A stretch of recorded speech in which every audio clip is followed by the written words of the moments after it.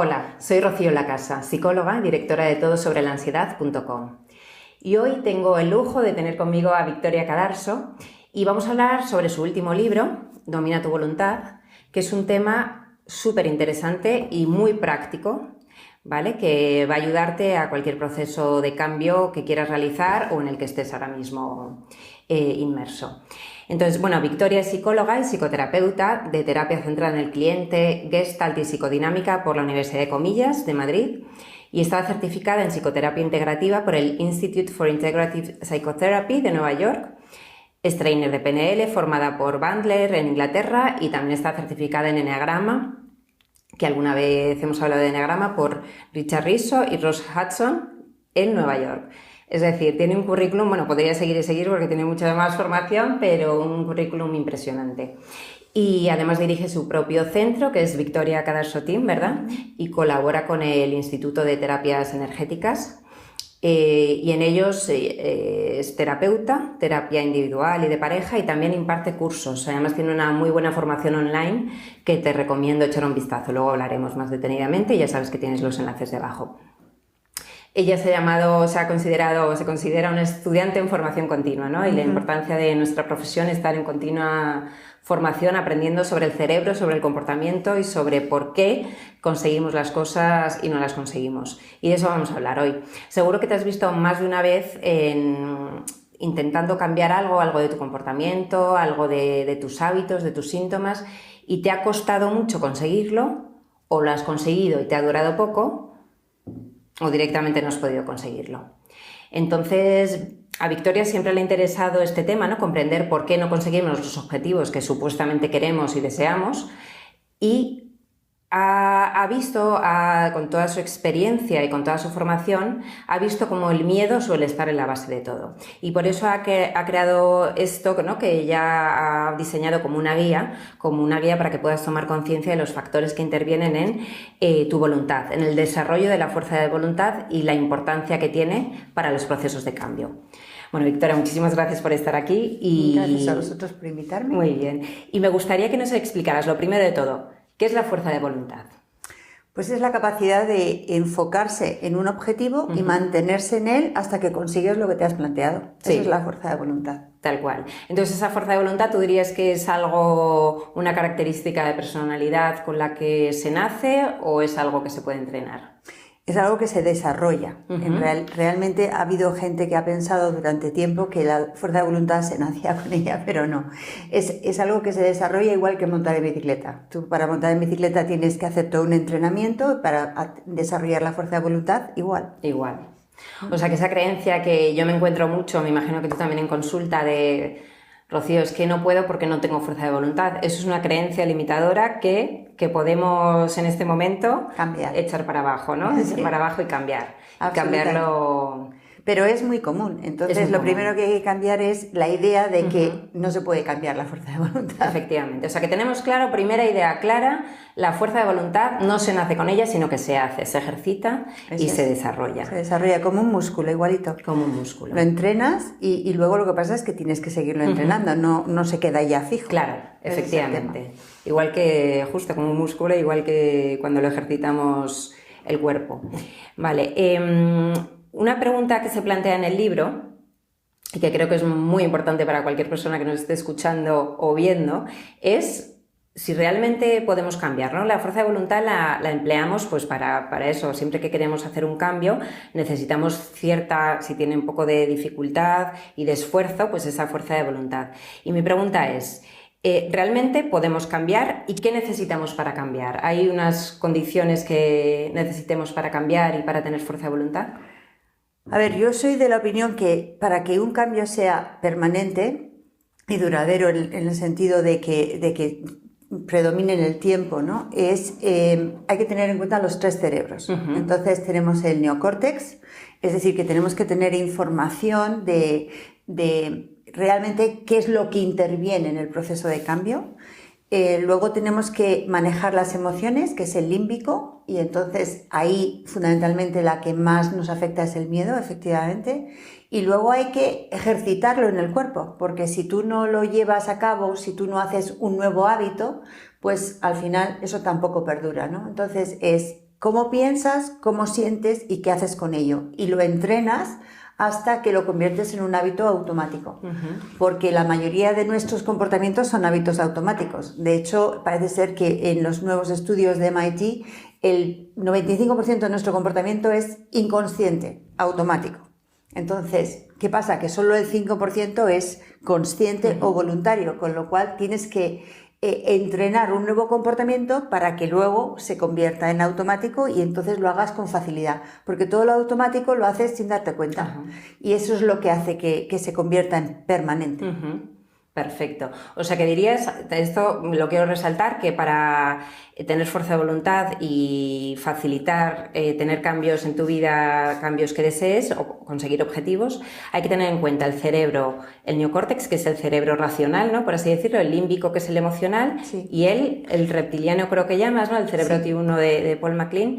Que es el que hace que el físico, el que hay que entrenar para el tema de los hábitos. Entonces, encontrarás con tus clientes y en las formaciones que hay personas que, por lo que sea, uno de esos tres cerebros no están en equilibrio y eso les impide conseguir los objetivos, ¿no? O sea, hay que equilibrarlos. Lo que pasa es que hay personas que, bueno, todos en momentos de estrés se desconecta el neocórtex frontal, que es esta parte de aquí, ¿no? Yo lo explico como lo explica Daniel Siegel, que hace una especie de mano, ¿no? Entonces dice, este es el neocórtex frontal, ¿qué es esto?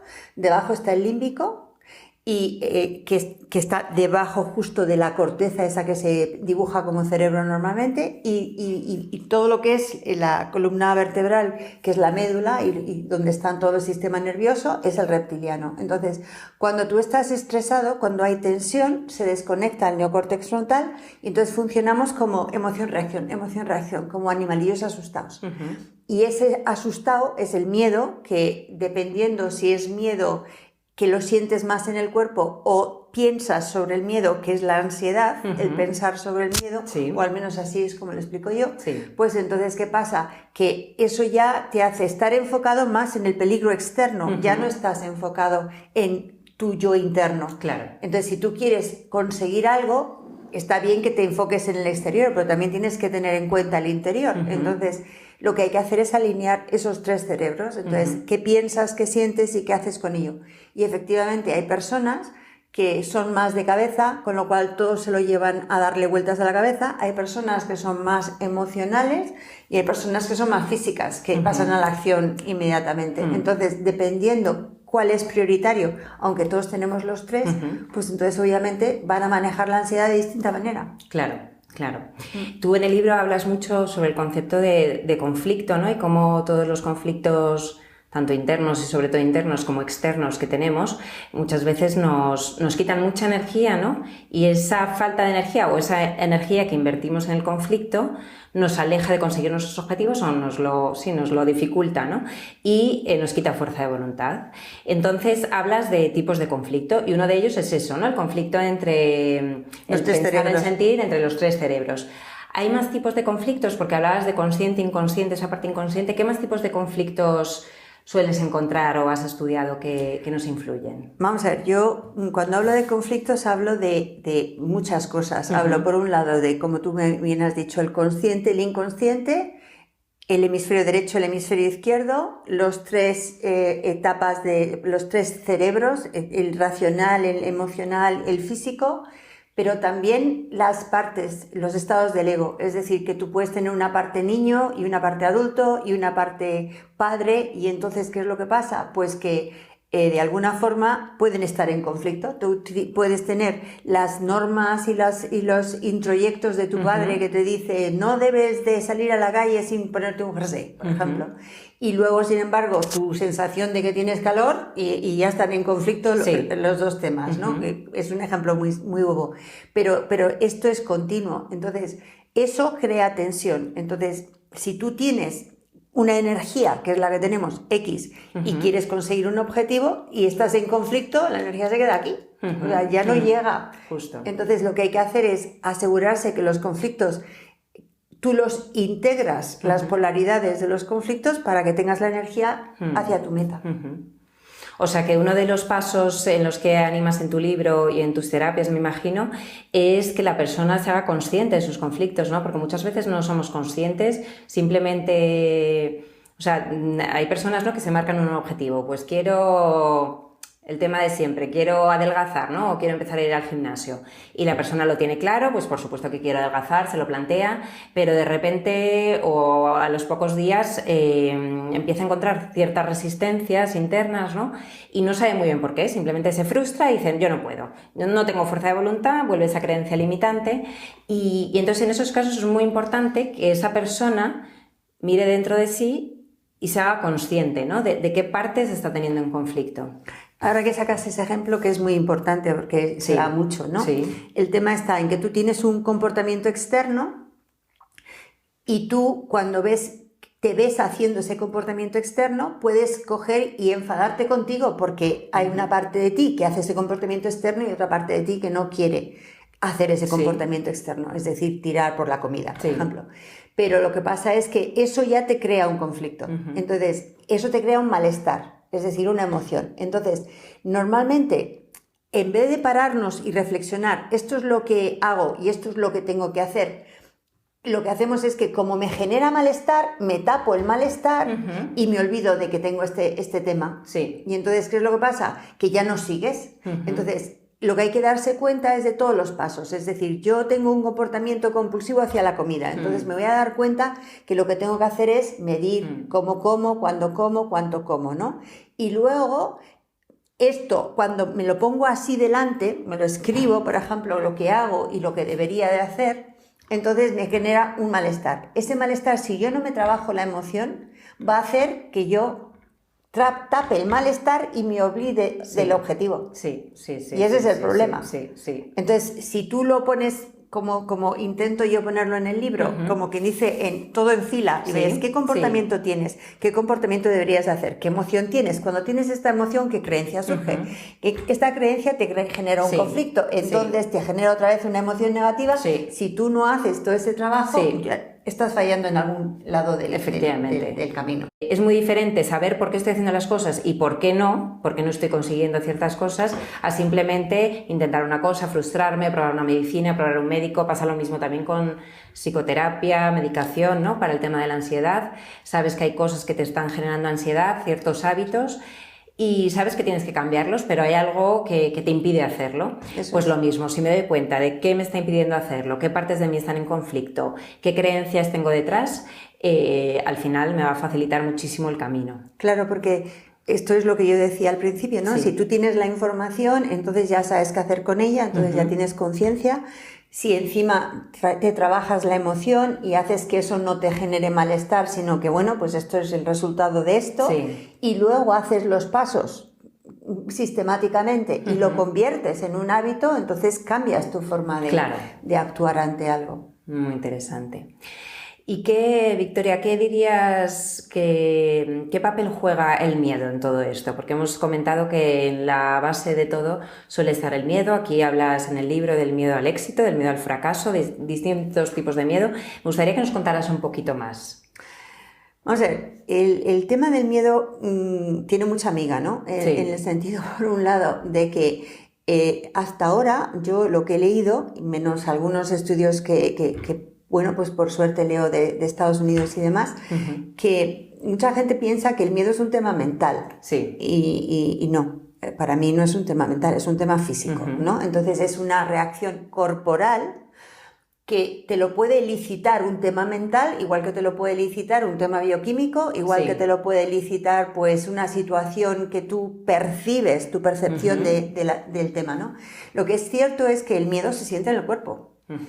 Y si tú no te quitas el malestar del cuerpo, pues no te vas a quitar el miedo. Entonces, no te vas a quitar el miedo pensando no debería de tener este miedo. Claro. Te vas a quitar el miedo descargando el miedo del cuerpo. Entonces, si tú entiendes el miedo como que es una activación del organismo que te coloca en modo lucha, huida, congelación, y entonces te das cuenta que tu cuerpo se activa porque tiene una función adaptativa, que tú tengas fuerza para luchar o correr, ¿no? Y si tú no luchas ni corres, pues toda esa energía se queda ahí y ese es el nerviosismo. O también ansiedad. Entonces, si tú puedes hacer lo que hacen los animalillos, descargar el miedo. O sea, es decir, como quien dice, soltar esa activación, el miedo baja. Entonces, cuando tú le cambias la percepción al miedo y dices, el miedo te ayuda a tener la energía para conseguir lo que tú quieres conseguir, ¿no?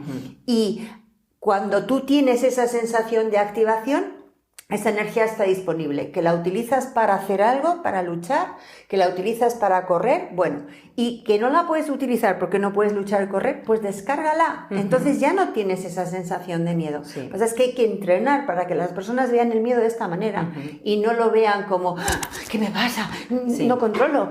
Justo. Hay algo que me pasa aquí que yo no puedo manejar. Tener más sensación de control. Eso es. Sí.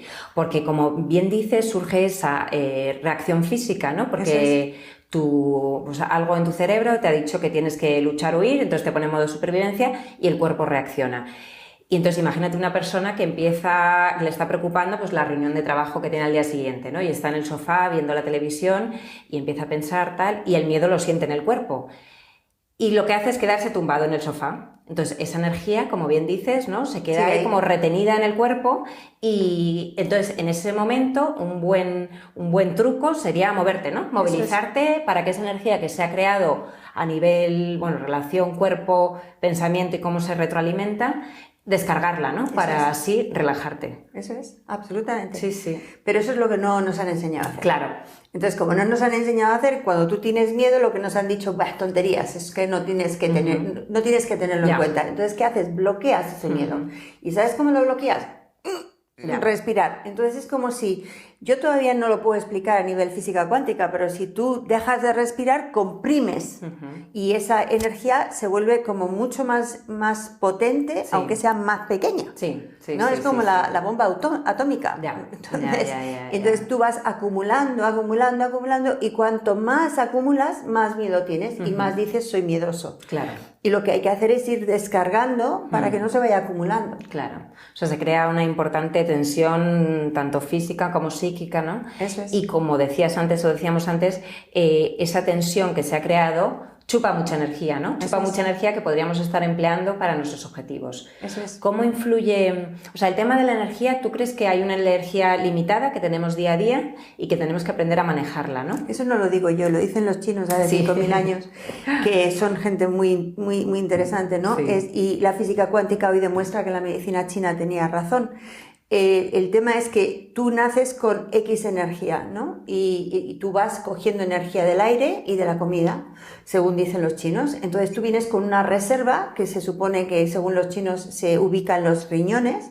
Y entonces si tú más o menos vas cogiendo en la medida que gastas, pues entonces vas manteniendo el equilibrio. Pero si coges menos de lo que gastas o gastas más de lo que coges, pues entonces resulta que tú tienes un desbalance de energía. Entonces, lo que pretenden las medicinas orientales, que son la base de la nueva medicina energética, es que tú tengas un equilibrio entre lo que coges y lo que gastas. Porque, por ejemplo, hay gente que se pega una paliza haciendo deporte y está gastando más de lo que está cogiendo, con lo cual está tirando de las reservas, con lo cual muchos deportistas a los 30 y tantos son muy mayores. Porque se desequilibra, ¿no? Se han gastado toda, en gran parte, su energía. Entonces sí, tenemos una energía y tenemos la obligación o la responsabilidad de mantenerla. ¿Y cómo? Pues cogiendo energía y gastando, pero en una justa medida. Entonces, si tú la manejas mal, entonces de algún sitio vas a tener que cogerla. Entonces, si tú estás modo lucha-huida, porque estás todo el día en tensión, no tienes energía para crear. Entonces, eso es lo que ahora se está viendo, que igual que está la respuesta lucha-huida, está la respuesta pausa y planifica. Es decir, te paras, te das cuenta que estás en el aquí y ahora, recolocas tu energía y entonces cuando estás desde la calma y la relajación sí puedes crear, pero desde el modo miedo, lucha, huida, no creas. Solamente estás volcado en el afuera para que no te pueda a ti. Sí. O sea, pasas de focalizarte en el peligro, en la amenaza, a focalizarte cuando estás en calma a tus objetivos, en lo que realmente deseas, ¿no? Eso es. Qué bien. O sea, ¿qué le dirías, por ejemplo, a una persona que está en un proceso de ansiedad, que quiere, bueno, que está en su día a día proponiéndose una serie de cambios y está intentando desarrollar su fuerza de voluntad porque sabe los hábitos que ya incluso ha notado que le están viniendo bien? ¿Qué le recomendarías hacer a esa persona, o pues como el truco que has dado antes, para poder enfocar sus energías a trabajar la fuerza de voluntad? Lo primero de todo es aprender a respirar, para estar en el aquí y ahora, en el presente, y aprender a ir relajando el cuerpo, Sí. que no necesariamente la mente. Sí. Es decir, la nueva neurociencia lo que plantea es, antes era desde el pensamiento tú controlas tu cuerpo, y ahora es desde el cuerpo tú controlas tu pensamiento. O sea, es decir, es el funcionar justo al revés. Entonces es ir soltando y relajando el cuerpo, que se puede hacer a través de ejercicio, a través de relajación, a través de la respiración, a través de movilizarlo, a través de estimular puntos de acupuntura, como son los puntos de las técnicas de psicología energética. Entonces tú movilizas esa energía, llegas a un estado de calma, y desde el estado de calma entonces ya puedes enfocar tu objetivo, y entonces saber que todo va a llevar un proceso, y ese proceso pues va a tener momentos en que vas a dudar, aceptar que vas a tener esas dudas, esos conflictos internos, saber que no se va a conseguir en un salto cuántico, sino que tiene todo un tema, y llevarlo con calma. Eso es lo que yo diría. Perfecto.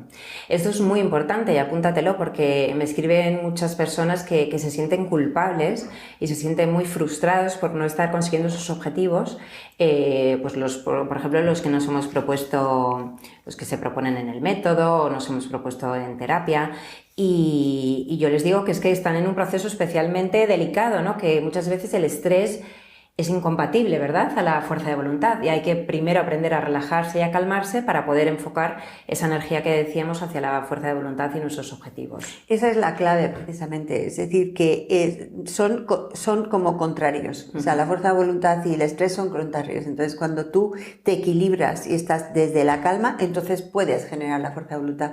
Pero si tú estás estresado, al contrario, te falla la fuerza de voluntad. O sea, que es clave, primero, antes de nada, aprender a relajarse y practicarlo en el día a día para luego acercarnos a nuestros objetivos. La segunda clave es también poner en conocimiento, en conciencia de uno mismo, las partes que hay en conflicto, ¿no? A través de ejercicios y, pues por ejemplo, como los que comenta Victoria en su libro.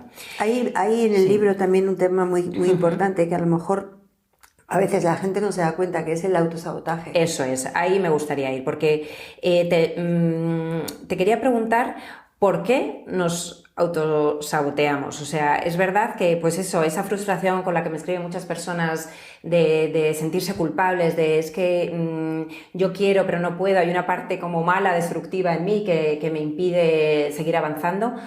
¿Por qué surge ese autosabotaje? ¿De dónde surge y por qué surge? A ver, todos tenemos partes, entre comillas, y no quiere decir que tengamos personalidad múltiple, sino que son o estados del ego o momentos en la vida que, o sea, cuando llamamos estados del ego es una manera de objetivizar lo que pasa, ¿no? Puedes tener una parte tuya niña, una parte tuya adolescente, una parte tuya adulta, una parte tuya, como dicen los analistas transaccionales, padre, ¿no?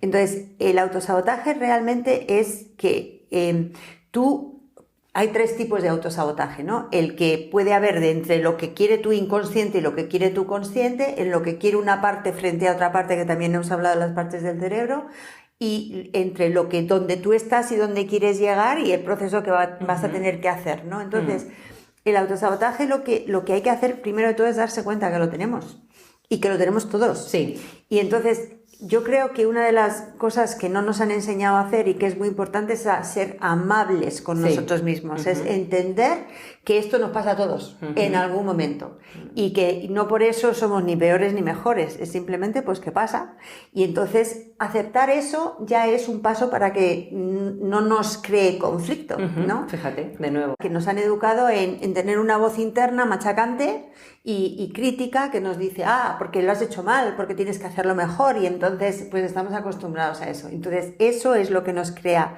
el autosabotaje en parte. Ese es uno de los autosabotajes, el crítico interno. interno.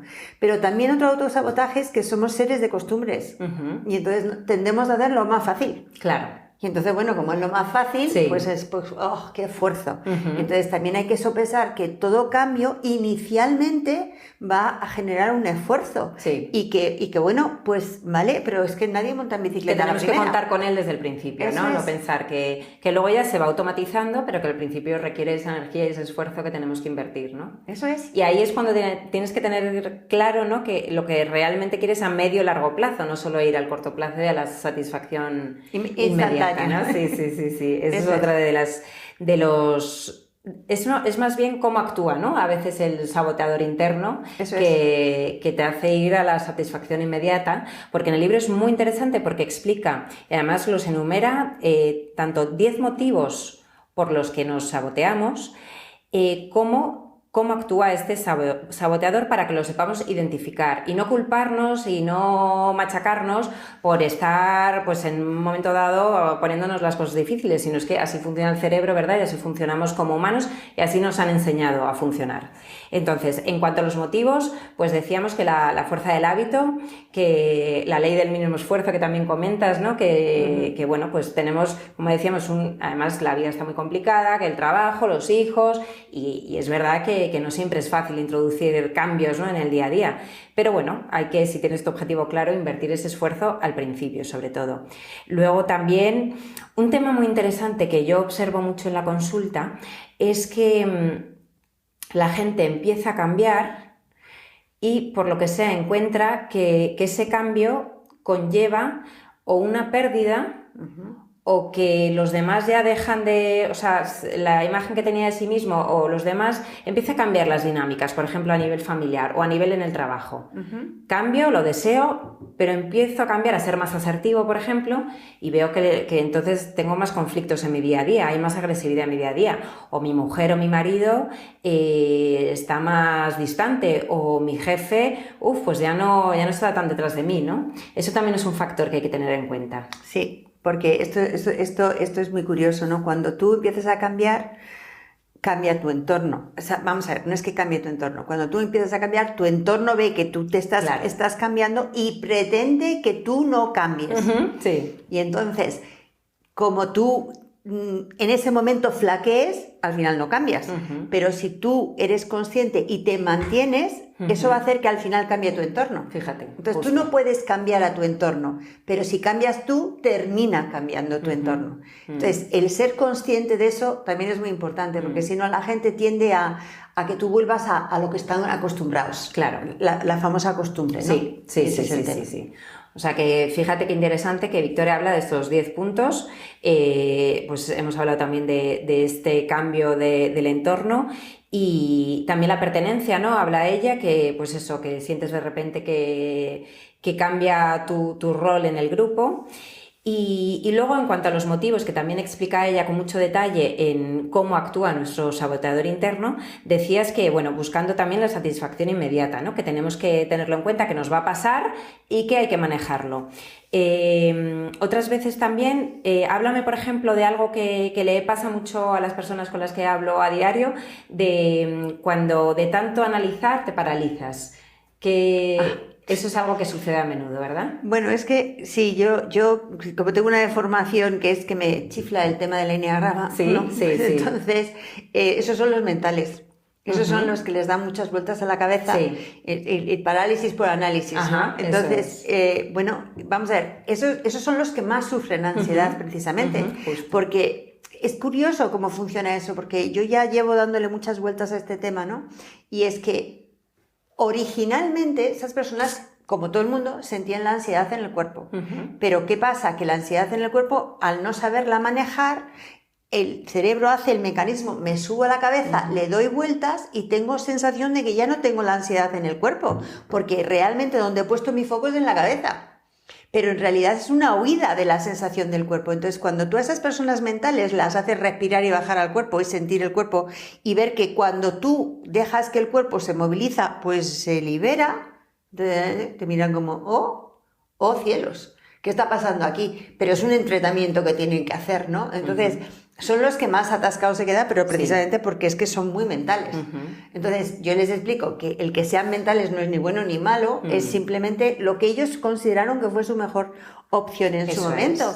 Porque seguro que de niños tenían miedo, le decían, papá, tengo miedo, y te decían, tonterías, niño, tonterías, pero ellos tenían el miedo aquí. Entonces le daban vueltas diciendo, ¿seré tontos? ¿Serán tonterías? ¿No serán tonterías? Y se quedan ahí atascados dando vueltas en la cabeza. Entonces desarrollan eso para no sentir. Sí, es un truco que han creado, efectivamente, que han aprendido y que creen que les funciona, pero llega un momento, sabemos que no es que no les funcione, sino que les quita esa energía de la que hablábamos, crea muchísima tensión e incluso aumenta esos síntomas físicos que están intentando controlar. Eso es. La persona que me esté escuchando, apúntate esto, muy importante, coge lápiz y papel o tenlo muy claro, intégralo, porque es básico lo que acaba de explicar Victoria, súper importante para aprender a manejar, a controlar la ansiedad, súper importante, o sea que me alegro de que haya salido. Este libro, te diré que si eres de las personas que subrayas, te va a salir completamente coloreadito o lleno de lápiz, porque es súper interesante todo lo que estamos hablando y que podríamos estar mucho tiempo profundizando. ¿Qué más cosas me gustaría comentar? El tema de la visualización, de que imaginar y visualizar la importancia que tiene dentro de un proceso de cambio y de conseguir objetivos. Es que la gente no es consciente, pero una gran parte de la información que percibimos lo percibimos por los ojos, ¿no? Y realmente el ojo es como una especie de captador de señales, y luego eso lo procesa el cerebro. Pero cuando tú cuando cierras los ojos te puedes imaginar cosas que generan una serie de procesamientos de la información parecido a cuando tú estás despierto. Entonces, el tema está en que hoy en día se sabe que tú lo que imaginas te hace sentirte igual que si lo estuvieras viendo realmente. Entonces, de hecho, entrenan a los tenistas pues igual en la pista, comprobando que mientras que están moviendo los músculos en la pista se encienden ciertas partes si le ponen electrodos en el cerebro, y cuando tú estás sentado en un sofá sin moverte, imaginando que estás moviéndote en la pista, se encienden las mismas zonas del cerebro.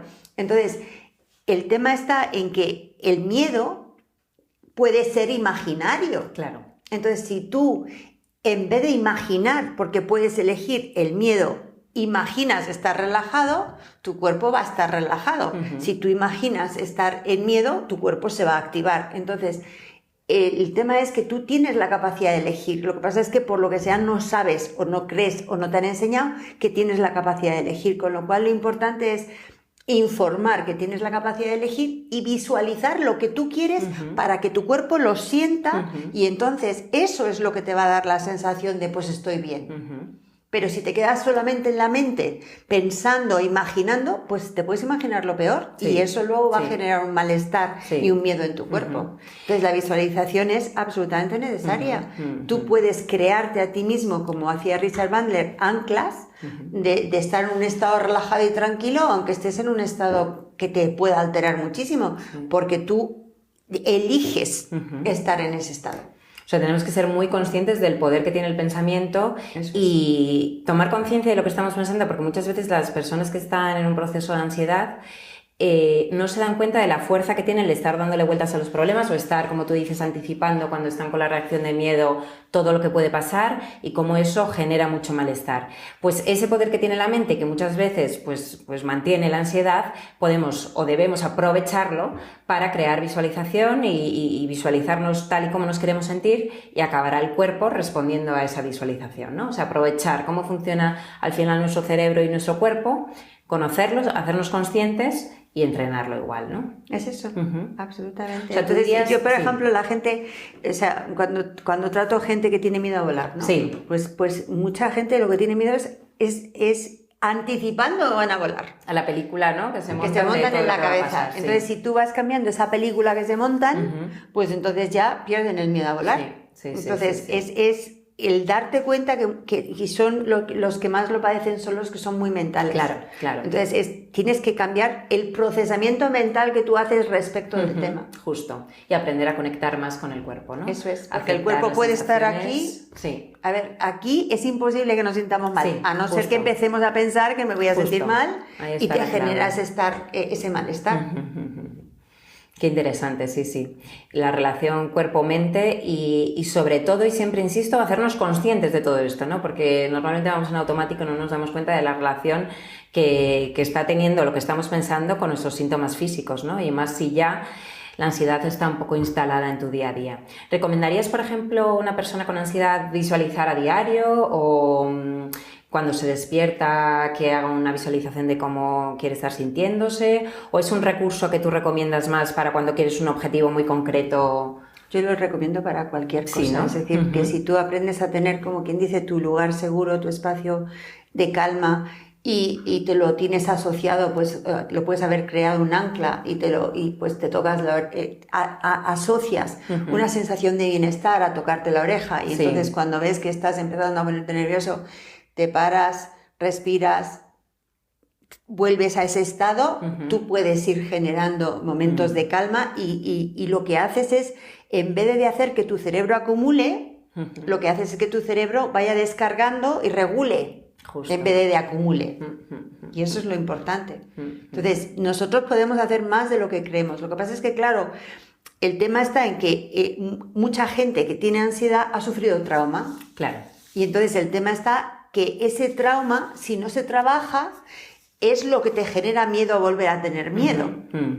Y ese es otro tipo de problema. Sí, esos son casos específicos, ¿no? Que conviene ver individualmente también, ¿no? El tema del trauma y lo que crea el cuerpo, ¿no? Para tratar de defenderte y que no vuelva a suceder, ¿no? Todos los mecanismos que crea y cómo poder ir desmontándolos. Una frase muy importante que comentas en el libro que es: creamos lo que creemos.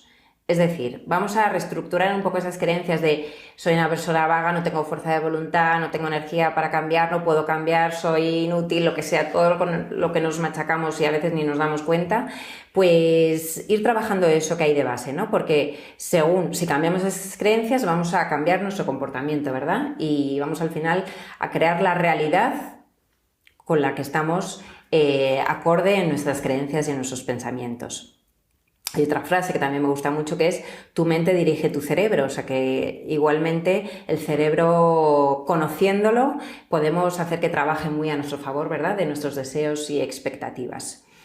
Entonces, mi pregunta final: ¿realmente podemos cambiar? Absolutamente. Absolutamente, absolutamente. ¿Realmente podemos crear fuerza de voluntad? Una persona que considere que lleve 20 años pensando que no tiene fuerza de voluntad, ¿puede desarrollarla? Absolutamente, pero tendrá que entrenarlo, como montar en bicicleta. Eso es. Como tú comentas en el libro, es muy importante tener primero ganas, motivación, o sea, querer tener objetivos, ¿no? Tener esa ilusión, luego tener información, conocer cómo funciona el cerebro, conocer cómo funcionamos como seres humanos y tomar mucha conciencia de nuestras partes, nuestros conflictos internos. Yo en mi método de estrategias avanzadas, uno de los módulos es integrando tus partes, porque efectivamente esa parte de niño, padre, que está siempre por ahí, esa parte más agresiva que tenemos, más crítica, luego esa parte más, a lo mejor cuando nos ponemos un poco más en víctima, ¿no? De eso hay que conocerlo, conectar con ello para que trabaje a nuestro favor. Y, por último, como tú decías muy bien, pues entrenarlo y repetirlo. Como decías al principio, no pensar que con conseguir un objetivo ya somos una persona con fuerza de voluntad, sino que hay que tomarlo como una forma de vivir y de funcionar en tu día a día, ¿no? Eso es. Muy interesante. Y luego otra cosa que me gustaría concluir es que esos conflictos crean tensión y que la base de todo es ir descargando esas tensiones, ¿no? Y acompañado y todo bañado de esa compasión, esa amabilidad con uno mismo, vamos a suavizar y hacer que todo el proceso de cambio sea mucho más fluido. Eso es. Muy bien, muy bien. Pues nada, yo creo que hemos sacado conclusiones muy interesantes y te recomiendo muchísimo de nuevo el libro Domina tu voluntad. Es editorial Palmira, ¿verdad? Sí, que es de la esfera de los libros. De la esfera de los libros, eso es. Así que nada, Victoria, muchísimas gracias por estar aquí. A vosotros por invitarme. Muy bien. Y nada, cualquier duda o comentario, pues estaré ahí para apoyarte, ¿vale? Nos vemos pronto.